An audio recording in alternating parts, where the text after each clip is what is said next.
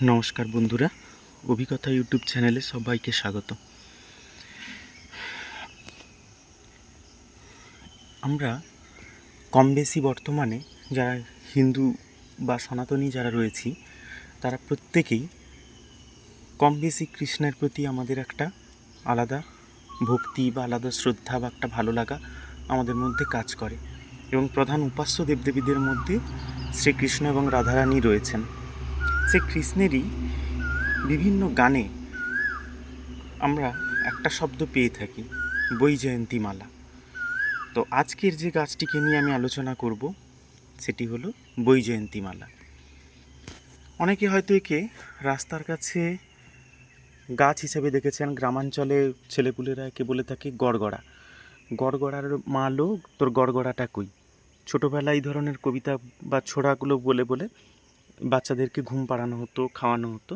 তো এটা হচ্ছে সেই গড়গড়া, বা আমরা যে হিন্দিতে বিভিন্ন ধরনের কৃষ্ণের ভজনে বা গানগুলোতে শুনি গলে মে বৈজয়ন্তীমালা, এটা হচ্ছে সেই বৈজয়ন্তীমালা। তো নিতান্তই একটা উপেক্ষিত গাছ, কেউ একে টবে আদর করে অন্তত লাগায় বলে আমার অন্তত মনে হয় না। রাস্তার ধারেই যেখানে সেখানে অযত্নে জন্মায়। এর এই যে ফলগুলোকে দেখছেন, এগুলো পেকে গিয়ে সিলভার কালার বা রূপোর মতো রং ধারণ করে, একটু শক্ত হয়, একটু ফটফটে টাইপের হয়, এবং এইটাকেই মালা করে যারা কৃষ্ণভক্ত তারা পরে এবং কৃষ্ণ ঠাকুরকে পরায়। তো এই হচ্ছে সেই বৈজয়ন্তীমালা, এক ধরনের ঘাস জাতীয় উদ্ভিদ। তো এই গাছ টবেও খুব সুন্দরভাবে করা যায়। যাদের বাড়িতে অন্তত জায়গা নেই তারা টবে করতে পারেন, তাতে কিন্তু অনেক অনায়াসে আপনারা এই গাছকে করতে পারবেন এবং এর মালা ব্যবহার করতে পারবেন। তো আমার কাছে যেহেতু চারা নেই, আমাকে লোকের কাছ থেকে সংগ্রহ করতে হয়েছে, সেই কারণে আমাকে টবেই প্রথমে একে রোপণ করতে হয়েছে, এবং এখান থেকে এর যে বীজগুলো হবে বীজগুলোকে পুনরায় বপন করে এখান থেকে আরও বেশ কিছু চারা হবে। এইভাবে চারার সংখ্যা যখন অধিক হয়ে যাবে তখন আমি এখান থেকে অনায়াসে একটি মালা সংগ্রহ করতে পারবো বা বানিয়ে নিতে পারবো। অত্যন্ত উপকারী একটি গাছ, এর বিভিন্ন ধরনের ঔষধি গুণাবলীও রয়েছে। তো এই গাছ ঘাস জাতীয় মূলত একটা উদ্ভিদ, যেমন শ্যামা ঘাস আমরা দেখে থাকি, কোদব বলে একটা ঘাস হয় সেটা দেখে থাকি। তো এই হচ্ছে সেই রকম শ্যামা কোদবদের মতোই একটা ঘাস, এবং গ্রামাঞ্চলের বা শহরাঞ্চলেও বিভিন্ন জলাশয়ের কাছাকাছি জায়গায় স্যাঁতস্যাঁতে আবহাওয়াতে এরা ভালো জন্মায়। মাটির টব নির্বাচন করতে হবে। যে কোনো গাছের ক্ষেত্রে মাটির টব ভালো, তবে বিশেষ করে এই জাতীয় গাছগুলির ক্ষেত্রে কিন্তু মাটির টব খুবই ভালো। মাটির টব মোটামুটি 8-10 ইঞ্চির মাটির টব নিয়ে নেবেন। তাতে যে মাটিটা হবে সেই মাটিটা ময়েশ্চার থাকবে অথচ জল হোল্ড করবে না, সেই রকম ধরনের মাটি নিতে হবে। যে কারণে এই মাটিতে একটু হলেও কোকোপিট অথবা ধানের তুষ বা কাঠের গুঁড়ো এরকম কিছু একটা অ্যাড করতে হবে, এবং বালির পরিমাণ মাটির পরিমাণ সমান সমান রাখতে হবে, এবং 1 ভাগ পরিমাণে ভার্মি কম্পোস্ট বা গোবর সার বা পাতা পচা সার যেটা আছে সেই ধরনেরই একটা সার হচ্ছে আপনারা অ্যাড করে দেবেন।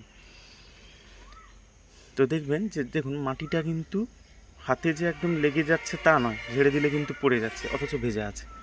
তো এই ধরনের মাটিটাই হচ্ছে এর পছন্দ। এই গাছের সবথেকে বড় বৈশিষ্ট্য হচ্ছে এদের প্রত্যেক দিন আপনাকে জল দিয়ে রাখতে হবে। এই গাছের জলটাই হচ্ছে মেন, জলটাই আপনাকে রেগুলার দিতে হবে।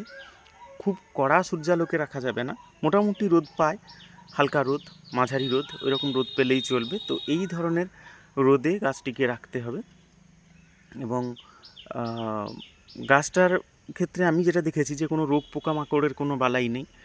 ওই মিলিবাগটাই যা মধ্যে মধ্যে লাগে, আর মিলিবাগ তাড়ানোর কৌশল নিয়ে আমি বহু ভিডিওতে বহুবার আলোচনা করেছি।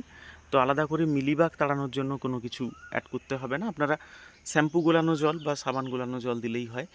আর ওই মিলিবাগ ছাড়া এর কিন্তু বিশেষ আর কোনো শত্রু নেই বা কোনো পোকা অন্তত আমি লাগতে দেখিনি, ওই মিলিবাগটাই লাগে। আর চড়া রোদ পড়লে দেখবেন এরকম পাতা শুকিয়ে যায়। আর এবছর গরমটাও কীরকম পড়ছে, আপনারা যারা অন্তত দক্ষিণবঙ্গের মানুষ তারা জানবেন যে এবছর গরমের মাত্রাটা কীরকম, এখন থেকেই অস্বস্তিকর আবহাওয়া। এবারে চলে আসি সারের কথায় যদি বলি, তাহলে এর কিন্তু সার সেইভাবে লাগে না, ওই গোবরের সারটাই মধ্যে মধ্যে দিলে হয়। আর একটা জিনিস করতে পারেন, আনাজ ধোয়া জল বা সবজি ধোয়া জল, এই জলগুলোই হচ্ছে দেবেন। এবং প্রত্যেকটা এইরকম পাতার ভাঁজে ভাঁজে দেখুন একটা একটা করে স্টিক আসছে, এবং স্টিকে এইরকম ফলগুলো বা বীজগুলো যাই বলুন না কেন এগুলো হয়। এবং এখানে দেখুন এটা নতুন বেরোচ্ছে, এই জন্য কীরকম হলুদ আর আগার দিকটা একটু লালচে মতো। এটাও নতুন বেরিয়েছে লালচে রঙের, এবং যখন পেকে আসবে তখন এই ধরনের কালারটা চলে আসবে, এই হলুদ হলুদ টাইপের মাঝখানে যেটা আছে দেখুন হলুদ হলুদ টাইপের কালারটা চলে আসবে, এবং একদম শুকিয়ে গিয়ে তখন হচ্ছে একটা একটা করে ভেঙে ভেঙে নিচে পড়তে থাকে। এটাই হচ্ছে বৈজয়ন্তীমালার বৈশিষ্ট্য। বীজ থেকেই চারা হয়, এতে কোনো সন্দেহ নেই। অথবা আপনি বিভিন্ন জায়গায় আগাছার মধ্য থেকেও বৈজয়ন্তীমালার চারা আপনারা পেয়ে যাবেন, এবং সেখানে বা নার্সারিদেরকে বললে, এখন তো নার্সারির কল্যাণে আমরা সব গাছই কম বেশি পেয়ে থাকি। খুব ভালো গাছ এবং খুব সহজলভ্য একটা গাছ, এবং সহজে করা যায়। তো যারা কৃষ্ণভক্ত আছেন, আশা রাখবো যে তাদের বাড়িতে একটা করে বৈজয়ন্তীমালা অন্তত চারা পাওয়া যাবে, তারা রাখবেন নিজেদের স্টকে। ভালো থাকবেন সবাই। ভিডিওটি ভালো লাগলে লাইক দেবেন, কমেন্ট করবেন, শেয়ার করবেন বন্ধুদের মাঝখানে, যাতে এই ধরনের ছোট ছোট প্রয়াসগুলো আমরা অনেক বড় লেভেল পর্যন্ত পৌঁছে দিতে পারি, সবার কাছাকাছি পৌঁছে দিতে পারি। তো আজকের আপাতত এইটুকু, পরবর্তী ভিডিওতে আবার দেখা হবে।